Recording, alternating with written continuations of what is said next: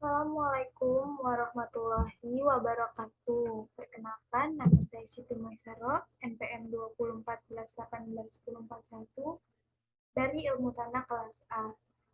Di sini saya akan menjelaskan tentang teknik bioremediasi.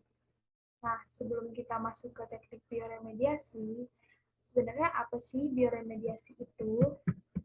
Jadi, bioremediasi itu terdiri dari dua kata. Yang pertama yaitu bio, yang artinya makhluk hidup.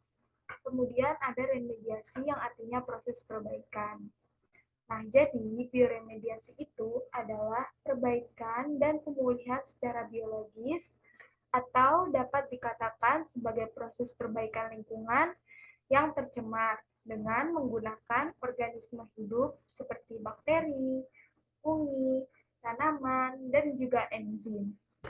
Tujuan dari bioremediasi ini adalah untuk memperbaiki atau mengembalikan keadaan lingkungan yang tercemar. Selanjutnya, ada teknik bioremediasi.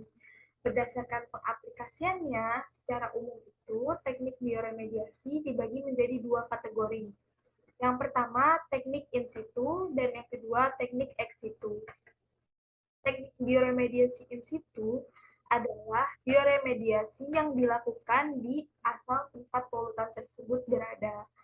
Contohnya itu ada natural attenuation, fitoremediasi, bioventing, bioaugmentasi, dan biosparging.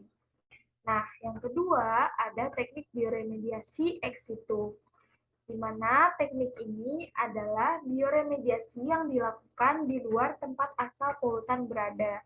Caranya, kita mengambil sedikit polutan, kemudian kita bawa ke tempat lain untuk dilakukan bioremediasi.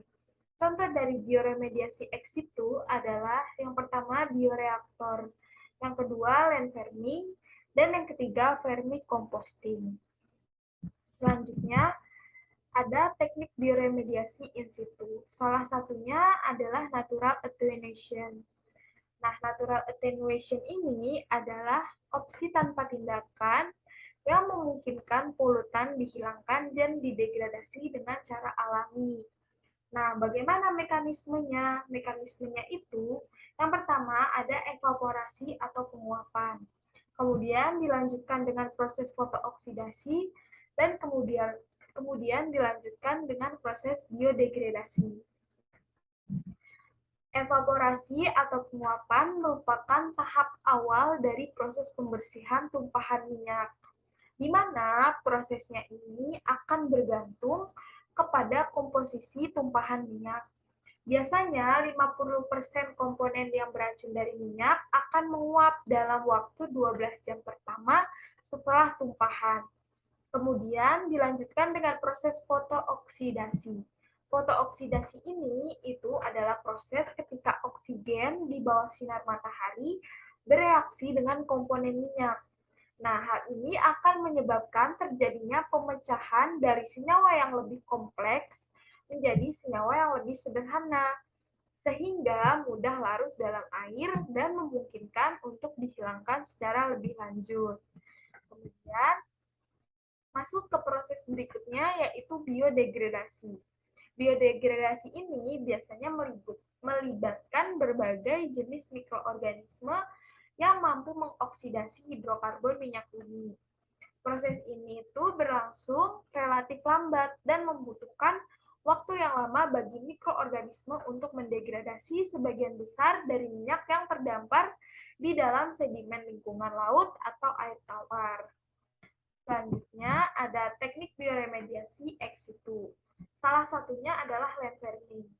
Land farming ini adalah penggunaan komunitas mikroba untuk menghilangkan kontaminan organik yang dikonversi menjadi CO2 dan air dengan mekanisme utama adalah volatilisasi, biodegradasi, dan adsorption.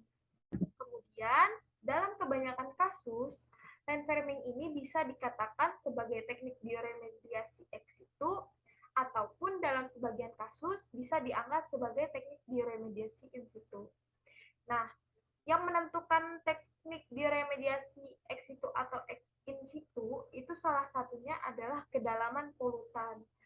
Kedalaman polutan ini menjadi kunci penting bagi land farming yang dilakukan, baik secara ex situ ataupun in situ. Dalam teknik land farming tanah yang tercemar biasanya digali, tetapi tempat treatmentnya menentukan jenis bioremediasinya. Ketika tanah yang tercemar digali dan treatmentnya dilakukan di tempat polutan tersebut berada, maka akan masuk sebagai teknik bioremediasi in situ. Sebaliknya, jika tanah yang digali kemudian treatmentnya dilakukan di luar tempat polutan tersebut berada, maka akan dikategorikan sebagai teknik ex situ. Selanjutnya, ini adalah contoh lain dari teknik bioremediasi in situ. Yang pertama ini merupakan fitoremediasi. Nah, apa sih sebenarnya fitoremediasi itu? Fitoremediasi adalah teknologi bioremediasi di mana dia melakukan pembersihan, penghilangan, atau pengurangan polutan berbahaya di dalam tanah atau air dengan menggunakan tanaman. Jadi yang berperan penting dalam fitoremediasi adalah tanaman itu sendiri. Kemudian ada bioventing. Nah, bioventing ini apa sih? Bioventing ini adalah teknik bioremediasi yang menggunakan mikroba indigenous dalam mendegradasi kontaminan. Nah, bakteri indigenous ini adalah bakteri yang hidup secara alami di alam bebas. Jadi, yang berperan dalam bioventing ini adalah bakteri indigenous. Selanjutnya, contoh lain dari bioremediasi in situ yaitu ada bioaugmentasi, di mana bioaugmentasi ini biasanya menambahkan mikroba pada situs yang tercemar. Nah, fungsinya itu sebagai pembersih kontaminan yang ada di tanah tersebut atau di air tersebut. Kemudian ada biosparging. Nah, biosparging ini itu adalah teknik bioremediasi di mana kita menyuntikkan udara ke dalam tanah. Nah, fungsinya itu untuk merangsang aktivitas mikroba, di mana nanti tujuannya mikroba tersebut dapat meningkatkan kecepatan degradasi polutan di siklus tercemar. Selanjutnya, ada contoh lain dari teknik bioremediasi ex situ. Yang pertama itu ada bioreaktor. Sebenarnya bioreaktor ini adalah alat bioremediasi yang digunakan untuk membuat terjadinya teknik biologis yang menunjang terjadinya reaksi biokimia. Jadi kita membawa sebagian sampel tanah yang tercemar, kemudian kita masukkan ke alat tersebut yang nantinya akan membuat terjadinya reaksi biokimia. Kemudian ada yang kedua yaitu ada vermicomposting. Nah, vermicomposting ini adalah kita melakukan kombinasi antara tanah yang tercemar dengan tanah yang mengandung kompos. Nah, tujuannya yaitu untuk meningkatkan populasi mikroorganisme, sehingga mikroorganisme tersebut dapat mendegradasi tanah dengan cepat. Selanjutnya, pemilihan teknik untuk bioremediasi itu yang tepat pada setiap kasusnya tergantung kepada banyak faktor. Salah satunya adalah jenis dan konsentrasi polutan atau kontaminannya. Yang kedua adalah waktu yang tersedia untuk melakukan remediasi. Yang ketiga yaitu biaya.